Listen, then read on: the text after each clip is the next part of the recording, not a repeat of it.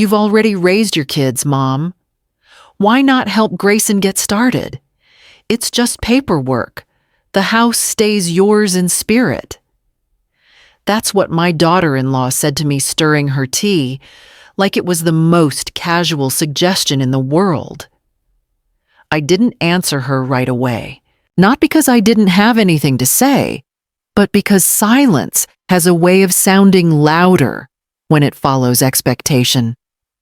I sat at the far end of the kitchen table, hands folded in my lap, watching the steam rise from my own untouched cup.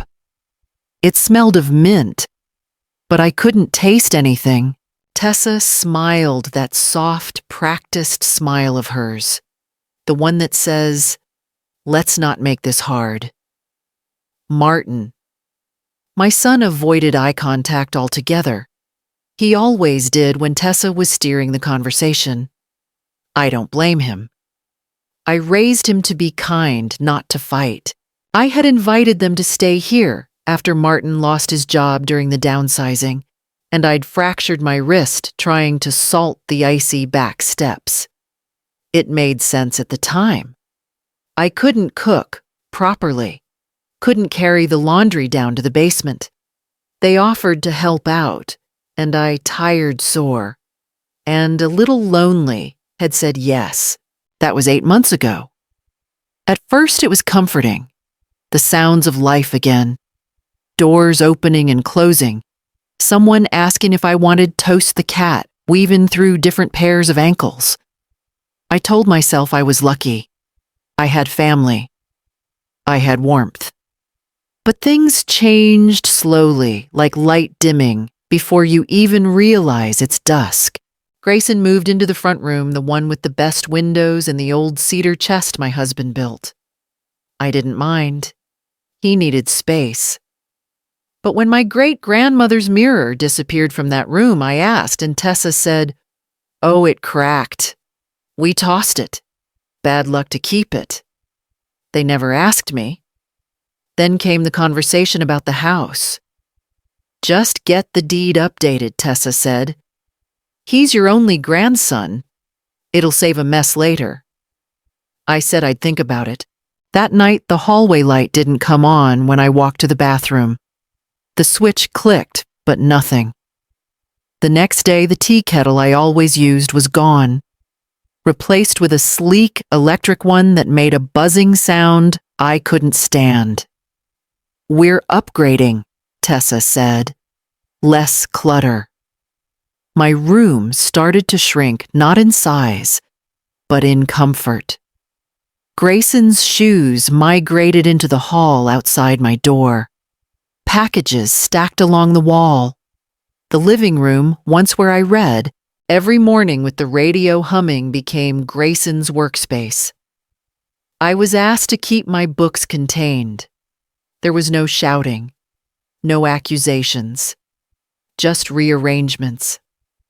Quiet ones. Until one afternoon, I found the lock on my bedroom door had been changed.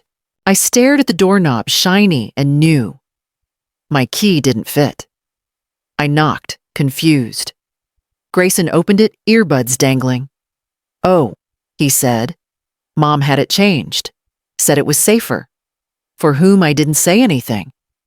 I just walked inside, sat on the edge of the bed, and looked around at my own familiar furniture. Now quietly altered curtains. Replaced my quilt. Folded away, the framed photo of my wedding day moved to a different corner. Something was shifting. Not just around me, but against me. And I didn't know yet what to call it. The following Sunday, I came into the kitchen around 7 a.m., like I always did. I liked those quiet hours before the house woke up, when the birds hadn't quite committed to singing and the refrigerator hum was the only voice in the room. But someone had moved the tea canisters. All three, the black, the green, the peppermint, were now in a plastic drawer unit beneath the sink. The open shelving where they once sat, labeled in my handwriting, now held jars of protein powder and pre-workout drink mixes I couldn't pronounce. A sticky note on the cupboard said, "Trying something new," cleared space with a little smiley face drawn at the bottom. I stood there for a moment, kettle in one hand, the other hovering over the drawer. And I realized I didn't know where the mugs were either. It wasn't malicious. Not exactly, but it was unmistakable. This was no longer my kitchen. I was a guest with keys. Later that week, I overheard Grayson on the phone. He was in the front room door, open voice sharp, in that way only 20-somethings can be when talking about older people. "She's being stubborn," he said. "It's not like she's gonna live forever. We're just trying to plan ahead." A pause. "No, she hasn't signed anything yet. But Dad's working on her." I didn't ask about it. I just kept folding the towels from the dryer like I always did. Corners lined up one by one, as if symmetry could hold things together. That evening, Martin brought it up. He didn't look at me, just stirred his coffee and said, "Grayson's under a lot of pressure, you know. He feels like he's starting behind." I nodded. We all started somewhere. Martin shifted in his seat. "The house would still be yours. Legally, yes, it changes, but you'd live here just like now." I looked at him then. My son. A man with tired eyes and thinning hair who once held my hand during thunderstorms. "Would I?" I asked softly. "Just like now." He didn't answer. That night, I sat by the window in my bedroom. The porch light, the one I used to leave on every night even when no one came, was off. The curtains in the hallway were drawn, and from where I sat, I couldn't see the moon. I wrapped a shawl around my shoulders and held the wedding photo I'd returned to its place on the nightstand. There we were, me and Harold, arms linked, sun in our eyes, looking like we had forever. I whispered into the quiet, "We were enough then. Why is that so hard now?" The silence didn't answer, but it pressed closer. Not cruel, just efficient. By morning, Tessa had scheduled a notary visit. Said it would just be easier to get everything settled in case anything ever happened. I smiled small. Said I had an appointment that afternoon, a checkup. That was a lie. I took the bus instead, the 4-line toward Lake Avenue. Sat by the window and watched trees blur into brick buildings and quiet porches. Somewhere between the second and third stop, a thought came, gently but firmly. "You can let them keep the kitchen, but you don't have to let them take the door." I didn't know where I was going yet, but I knew this much: I wouldn't be signing anything. Not now. Not like this. Not when no one even left the porch light on anymore. It started with a file folder. I found it in the bottom drawer of the old hutch, the one everyone kept saying we should just get rid of because the hinges squeaked. I had tucked it behind a stack of holiday cards and a faded recipe book I hadn't opened in years. It was labeled in my handwriting, "Essentials Keep."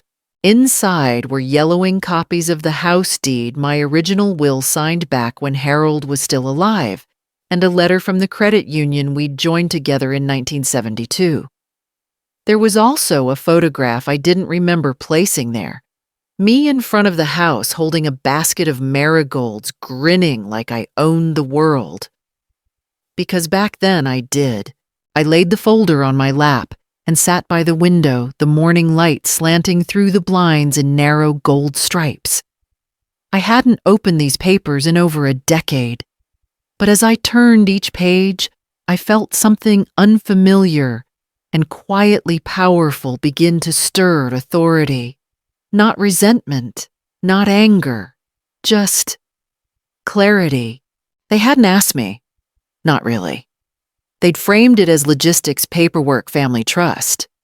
But none of them had said, "Mom, what do you want?" Because they already assumed the answer. It made me think, when was the last time someone in this house asked me what I wanted, not what I could do or cover or agree to, but truly wanted? I made a cup of tea, real black tea, from a stash I'd hidden behind the oatmeal tin. I used the chipped mug with the blue bird on the side, the one they said was too old looking for guests.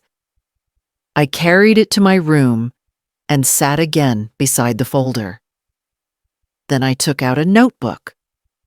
Just a simple spiral-bound pad I used for grocery lists and birthdays. And I began to make a different kind of list. Not tasks, not reminders, but proof. Paid property tax every year since 1983. Covered roof replacement. 2011, covered plumbing repair, 2017. Grocery receipts, monthly contributions, even after retirement. Babysat Grayson after school for 2 years straight. And then, almost in a whisper, my hand wrote a final line. No one ever asked if I felt at home. The next morning, I left before anyone else was up. I didn't leave a note. I just took my tote bag, the notebook, and that file folder. Rode the same 4-line bus this time, all the way to the last stop. There was a place I remembered reading about years ago, a small, faith-based program that helped elderly women find affordable housing when they needed to downsize but didn't want to be warehoused. It wasn't a nursing home. It was a row of little cottages behind an old stone church, each with a porch and a window box. They called it the Maple Row Project. I didn't know if they'd remember me, but I remembered them. A woman named Anita greeted me in the front office. Her hair was silver, her blouse cleanly pressed, and her hands warm as she offered mine a shake. "Ms. Marks," she said, scanning the clipboard. "You came to one of our info sessions right years ago," I replied. She smiled. "Well, you came back at just the right time." Anita led me down a narrow path lined with daffodils, early bloomers, still brave in the April chill. The cabins were small, maybe 4 windows wide, each painted a soft color, pale green dove gray one, a lovely shade of robin's egg blue. A wind chime tinkled somewhere nearby, subtle as breath. "This one's available," she said, stopping in front of the robin's egg blue one.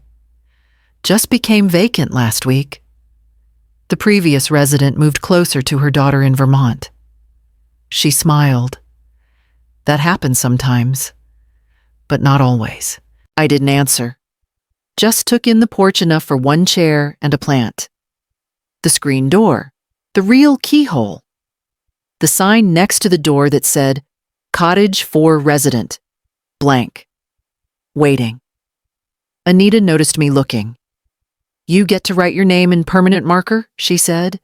"Seems small, but it means something." I nodded. It did. It meant I wouldn't be signed out of a home under someone else's name. We stepped inside.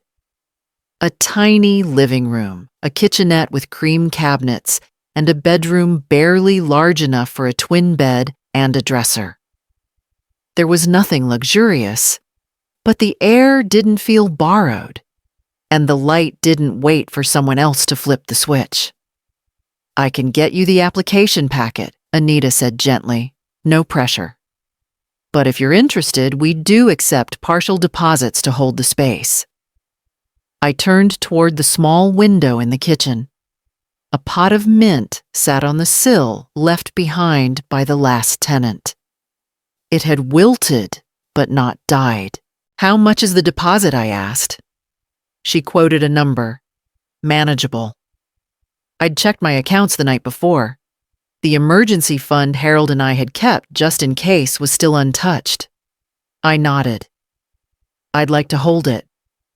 She didn't press, just smiled again and said, "Let's get the paperwork started." Back home, I let the screen door close behind me softly. No one heard it. Grayson was in the garage, music too loud. Tessa was on the phone pacing the hallway, her voice just clipped enough to remind someone on the other end that she had things under control. I went to my room, closed the door, and pulled out the file folder once more. This time I added the cottage brochure and Anita's card. I placed them under my pillow. Not hidden, just close. That night I didn't sleep much. Not from worry, from decision. I had made one. I lay awake, staring at the ceiling, tracing the corners of the room I'd once painted in butter yellow. It had faded now, dulled by time, and dim light bulbs someone else had chosen. But the memory of the color remained. They could change the locks. They could rearrange the kitchen. But they couldn't overwrite the part of me that remembered what it felt like to choose. The next morning, I wrote a short list on a page torn from my notebook. Call the credit union. Set up new mailing address. Get boxes from the grocery store. Pack the Bluebird mug first. I folded the paper in half, tucked it into my pocket, and went to make tea. No one said good morning. And for the first time in weeks, I didn't wait for anyone to notice. I didn't pack all at once. I began with a drawer, the one in my dresser where I kept scarves too old to wear but too soft to give away. I unfolded each one like a memory, the lavender silk Harold gave me on our 25th anniversary, the wool one I knitted through the long winter of '98, when my mother passed the pale green square Grayson once wrapped around my eyes during hide and seek. I set them aside gently, then opened the small box tucked underneath. My wedding ring slipped from my finger the week after Harold died and never put back. 2 letters from him, one written when Grayson was born, another from the hospital bed, shaky and brave. I didn't read them. I didn't need to. I simply placed the box into the bottom of the suitcase I hadn't used in a decade. It felt like laying the first stone of a foundation. Over the next 3 days, I moved slowly. I packed during the hours when the house was quietest mid-morning, while Grayson slept late and Tessa took calls from her consulting clients. No one asked what I was doing. That was the oddest part of all. They didn't even notice. I lined the suitcase with linen napkins I'd once embroidered with my initials EM, looped in green thread. I rolled up my 2 good cardigans, my slippers, a photograph of me and Harold, holding hands on the steps of this house the year it was paid off. The photo was faded, but our smiles were clear. We looked tired, but free. I remembered the feeling of holding those keys, knowing the roof was ours, the walls were ours, that no one could take it unless we let them. That night, I made dinner. Grilled cheese, tomato soup, sliced apples. Simple, but real. Grayson grunted something about needing to eat out, and Martin didn't come to the table. Only Tessa sat down, half scrolling through her phone. "Did you see the new notary date?" she asked. "Next Monday. I pushed it out since you said you needed time." I stirred my soup and said nothing. I really think she continued, voice gentle like a teacher. "Explaining something to a slow child, you're overcomplicating it. It's just a safety measure. You'd still be here. Nothing changes." I looked at her then, not with anger, but with a long, quiet gaze that held years of being talked over, smoothed down, sweetened, and silenced. "Nothing changes for you," I said softly. She blinked, then reached for her wine glass. "Mom," she said, trying for a laugh, "you're being dramatic." I smiled, not bitterly, just honestly. "Maybe. But I think I've earned it." She didn't answer, and I didn't offer more. Later that evening, I took the suitcase and slid it under my bed. Just one. Enough for now. The next day, I would call the moving company Anita had recommended, not a big one, just two older men who used to run a church van and now helped folks like me transition gently. I thought of the cottage, the robin's egg blue paint, the porch barely big enough for a chair and a pot of something green. It wasn't much, but it was mine to choose. And at 78, choosing not being placed, not being shifted, not being told, felt like a miracle. Friday morning came quiet and pale. The sky wore that soft gray of early spring, not quite gloomy, not quite bright. I woke up before anyone else, as I often did, but this time I didn't wait for the kettle to boil. Instead, I brewed coffee in my old stovetop percolator, the one I kept hidden behind the pasta boxes. The scent filled the kitchen like memory. I poured a cup into my bluebird mug and sat by the window, watching the magnolia tree across the street stretch slowly into bloom. By the time the movers arrived, Tessa was in the shower and Grayson hadn't come downstairs. Martin met them at the door. "Are we expecting someone?" he asked, brows furrowed. I stepped forward already in my coat. "Yes," I said. "They're with me." He blinked. "You're moving?" "I am." He didn't ask where. He looked like he might for a moment, but instead he stepped aside. "Do you need help?" he asked. "No, thank you," I said as gently as I could. "I've got it handled." I had labeled the boxes myself. Books, linens, keepsakes, kitchen small, each marked in black ink, each tied closed with twine. No clutter, no excess, just what I chose to carry forward. The movers were kind, quiet, careful, respectful. They didn't question the size of the load or the age of the woman. One of them, a man with soft eyes and salt and pepper hair, offered to carry the box labeled "Letters plus Photos" himself. "Handle with heart," I said. He smiled. Always. When we finished, I stood one last time in the doorway of the bedroom that had once been mine. The curtains had been changed last month, beige, forgettable. My embroidered ones, the pale blue with the leaf patterns, had been taken down and stored for later. I didn't ask where they went. I no longer needed to.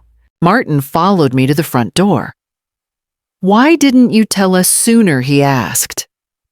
I looked at him, this man I once rocked to sleep in a wooden cradle. "Because I knew it would turn into a negotiation," I said. And I wasn't asking for permission. He didn't argue. Didn't hug me, just nodded. That was enough. I left without fanfare. No waves from the porch, no calls down the driveway. Just the creak of the gate and the groan of the moving van's door. As we pulled away, I didn't look back. Not from anger. From choice. At the cottage, Anita was waiting with a set of keys and a manila envelope. "Cottage 4 is all yours," she said. "Electric's on. Water's running. Take your time settling in." She handed me a pen. "Write your name on the door sign whenever you're ready." I didn't do it right away. Instead, I walked through each room, opened the windows, let in the scent of earth and fresh paint. I placed the bluebird mug on the kitchen shelf. I unfolded the knit blanket over the small reading chair by the window. I placed Harold's photo on the sill. And I breathed. It wasn't just the exhale of exhaustion. It was the inhale of return. I hadn't run away. I hadn't been exiled. I had simply decided that I still belonged somewhere, and that somewhere didn't have to include anyone's conditions but my own. Later that evening, I wrote my name on the sign. Evelyn M. Permanent Marker. Bold letters. straight line. And that night, for the first time in years, I locked the front door from the inside and knew it meant safety, not separation. The first morning in the cottage, I woke before sunrise, not out of habit, but out of peace. There was no sound beyond the soft ticking of the wall clock and the hum of the heater warming the space slowly. I lay still for a while, letting my eyes adjust to the gray-blue light that bled through the curtains. There were no footsteps above me, no clatter from a kitchen I no longer belonged to. Only stillness. And it felt kind. I rose, wrapped myself in my soft flannel robe, the one Tessa had said was too worn to keep, and padded into the kitchen. The floor creaked once under my heel. Not with protest, but with memory. I boiled water on the stove, not a microwave. I opened a fresh tin of black tea and used my bluebird mug. The steam curled toward my face like a quiet welcome. I stirred in a bit of honey and carried the cup to the small chair by the window. The light had begun to shift now, painting the wooden floor in long streaks of amber. Outside in the shared garden, a woman in a blue cardigan watered a patch of chives. She looked up and saw me, raised her hand in greeting. I nodded back. Not too much, just enough. It was early for words, but not too early for warmth. The cottage still smelled faintly of lemon cleaner and new paint. I knew the smell would fade soon, replaced by something of my own dried lavender cardamom. From tea, the faint scent of wool blankets. But for now, even that sterile smell felt better than the fabric softener Tessa liked heavy, over sweet someone else's choice. After breakfast, I unpacked slowly, not for obligation, but for rhythm. I placed my books on the shelf, not many, but enough. A few cookbooks, 2 volumes of poetry, a weathered copy of Wuthering Heights. I hadn't opened since Harold was alive. I unfolded the embroidered napkins and laid them in the drawer, hung my 2 good dresses in the narrow closet, slipped my slippers under the bed right where they belonged. By mid-morning, the place already felt more lived in than the room I'd spent the last 8 months in, because everything here had been touched by my choice. No one told me which shelves were theirs. No one moved my mug. No one dimmed the light in my corner because they were tired of seeing me there. Later, I took a short walk along the stone path behind the cottages. There were daffodils pushing up through the soil. Brave, early things.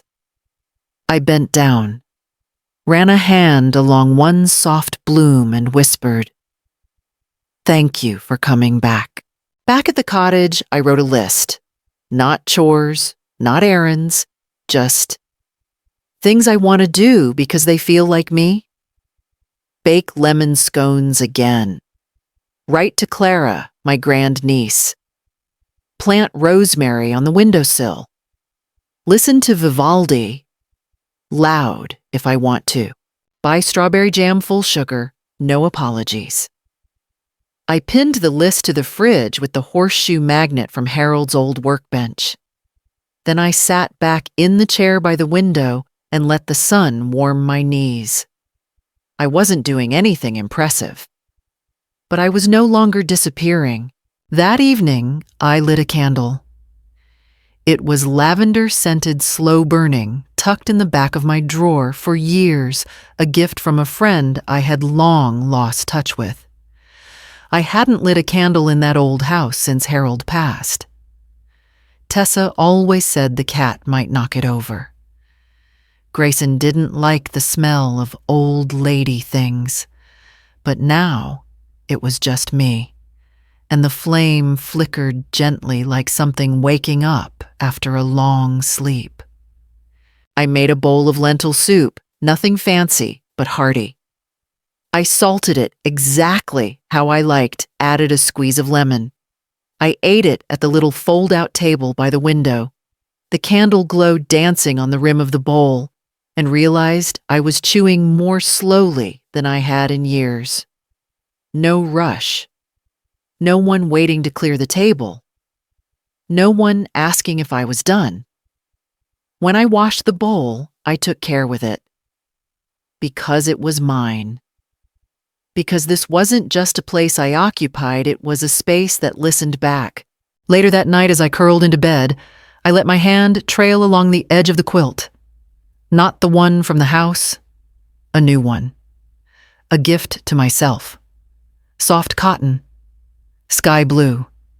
It didn't carry the scent of anyone else. It didn't hold old arguments. It was light, clean, and warm.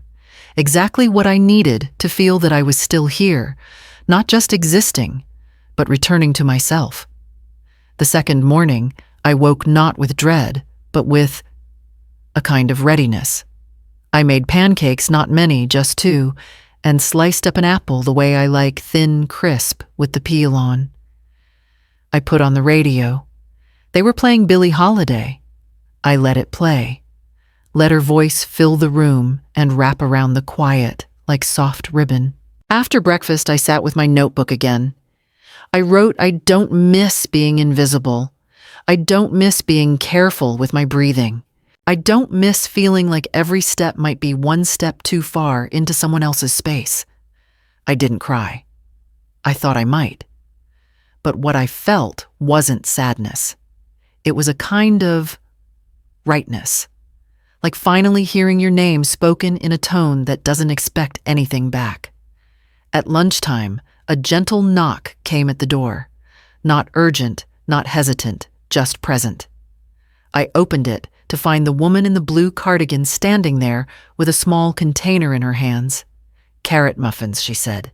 Extra batch. No raisins. She smiled and I smiled back. Thank you, I said, taking the container carefully. I'm Evelyn. Rita, she replied. Cottage 2. You'll like it here. Then she added, as if reading my heart. We're not in a hurry for you to be fine. Just glad you're here. I didn't know how to answer that. So I nodded, closed the door gently behind me, and stood for a moment in the middle of my little kitchen muffins in hand, heart full in a way it hadn't been for years. That afternoon, I opened the last box letters from Clara, my grand niece tucked with stamps and stickers and too many smiley faces. She'd written me every month since she turned 11. I picked up my pen and wrote back for the first time in nearly a year. Dear Clara. Guess what? I have my own front door again. And as I signed my name, I smiled. Because it wasn't just a return to myself. It was an arrival. The decision came on a Wednesday. I was sitting in my new kitchen flipping through the local paper when my eyes landed on a small ad near the bottom of the classifieds Elder Law and Estate Guidance First Consultation Free. Compassionate, clear, private. There was a number. A name, Susan E. Hollis, attorney at law. And just below that, your story matters. I stared at that line for a long while. Not because I wasn't sure, but because it had been so long since I saw my story as something that mattered not just to others, but to me. I picked up the phone and called. A calm voice answered. I told her I was looking to update my will. She asked when I'd like to come in. I said tomorrow if you have the time. She said I'll make the time. Susan's office was warm, not sterile. No tall glass towers, no clicking heels or rushed assistants. Just a cozy one-story building behind the bank with worn armchairs and the scent of lemon balm in the air. She looked to be in her late 40s, with steady eyes and a cardigan that looked hand-knit. She greeted me with a quiet smile.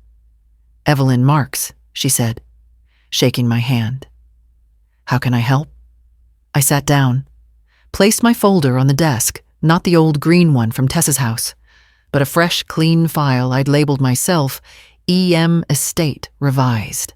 I'd like to rewrite my will, I said. Of course. What would you like to change? I paused a moment. Then I'd like to remove my daughter and her family from the primary inheritance clause. She didn't blink, just nodded. And instead, there's a young woman, my grandniece, Clara. She's kind. She never asked for anything but my time. She wrote me letters for years, even when I didn't reply. She's applying for college next spring. I want to start a fund in her name. Susan's pen moved across the page, precise and sure. We spent the next hour going over the old document, then carefully drafting a new one. She asked the right questions, not invasive, just clear. I didn't speak ill of Tessa. I didn't need to. This wasn't about punishment. It was about precision. At the end, she looked up. Would you like to include a personal letter with the will I considered it? Then nodded. I'd like to say goodbye in my own words. That night I wrote slowly, just a page. Tessa, I loved you before you had a name, but love cannot survive in the dark. You dimmed my light not with cruelty, but with expectation. I hope one day you understand the difference between hosting someone and honoring them. Clara, your words were seeds, and now something finally blooms. This gift is not repayment. It is recognition. Choose well, live kindly, and never forget the power of small, steadfast love. I folded the letter, slipped it into the envelope Susan had given me, signed and dated. Then I placed it back into the folder alongside the legal draft. The next morning, I returned to Susan's office, signed the will, had it witnessed, tucked the final copy into my canvas bag, walked home without needing to explain to anyone why my step felt firmer than usual. I didn't tell Tessa, didn't leave any message, because I had already spoken not with words, but with the weight of a pen and the clarity of a page. The first letter from Tessa arrived 3 weeks after the will was finalized. It was brief, not handwritten, not warm, just a folded page printed from her email account. No dear mom, no love Tessa. Just, if this is about the loan, I think it's time we stop being petty. I folded it neatly, slid it into a drawer beside the lease agreement for the cottage, and didn't reply. Not because I was angry, but because I no longer needed to explain myself to someone who had stopped listening a long time ago. That afternoon, I walked down to the small community center near the main road, a whitewashed building with mismatched chairs and a bulletin board full of flyers. Rita had mentioned they were looking for someone to help run the Thursday afternoon Letters and Lemon Bars group, a space where kids wrote thank you notes and learned how to mail real letters. I liked the sound of it. It didn't require knees that worked perfectly or a background in teaching. Just a patient hand, a warm smile, and someone who believed paper still held meaning. They welcomed me with the kind of ease that doesn't ask for credentials. Only presence. By week's end, I had baked my first lemon bars in a year. They were a little too tart, the edges browned, but the kids didn't mind. One girl, Josie, wrote, "Dear Nurse Jenny, thank you for fixing my chin after I fell off the slide. I still have a scar, but I also have courage now." I smiled at that. I knew something about scars that taught you courage. That weekend, Clara visited. She'd called ahead. "Can I come by, Aunt Evie? I miss you." Her voice was still bright, 20 and wide-eyed, but steadier now, like she was growing into her bones. When she arrived, she carried a brown bag with strawberries, whipped cream, and a loaf of rye bread. "For tea," she said. Like when I was little. We sat on the porch under the hummingbird feeder. She told me about her plans, a social work program, a part-time job at a shelter for women. I want to help people feel seen, she said. I looked at her, then long and quiet, and thought, you already do. She didn't ask about the house, or Tessa, or the will. Instead, she handed me a small bracelet, simple wooden beads, one of them carved with the letter E. For Evelyn, she said, but also for enough.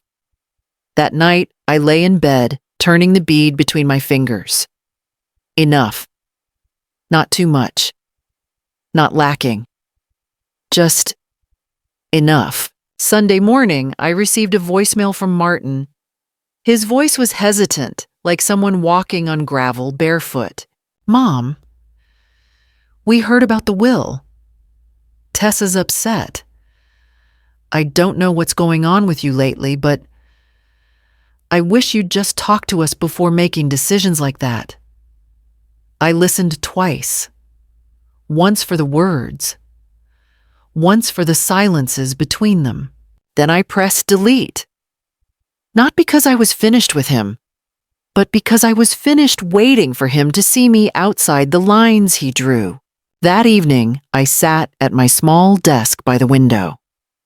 The lamp cast a soft golden cone of light on the page, and Billie Holiday played faintly from the radio again, like a friend who never asks you to explain your sorrow.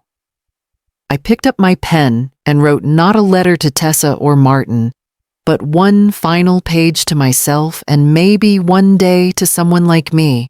Dear woman who stayed quiet too long, I know what it feels like to walk on eggshells in a house where you paid for the groceries, but not the space you breathed. I know the ache of being tolerated instead of welcomed. I know the silence that grows teeth. But I also know this. The first step out is not loud. It's not brave in the way movies show. It is gentle, like unhooking a necklace, like turning off a light you no longer need. Leaving isn't always slamming a door. Sometimes it's folding a sweater into a box and whispering, I deserve to be warm without permission. If you're reading this and you've begun to wonder if you still count, let me tell you something with every part of my name. You do. You are allowed to choose peace over performance. You are allowed to begin again, even in your 70s, even if they roll their eyes, even if no one claps.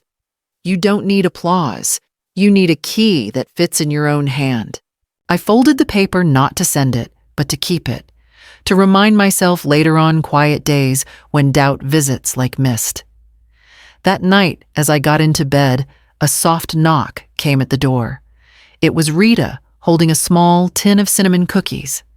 Just baked, she said, smiling. Too many.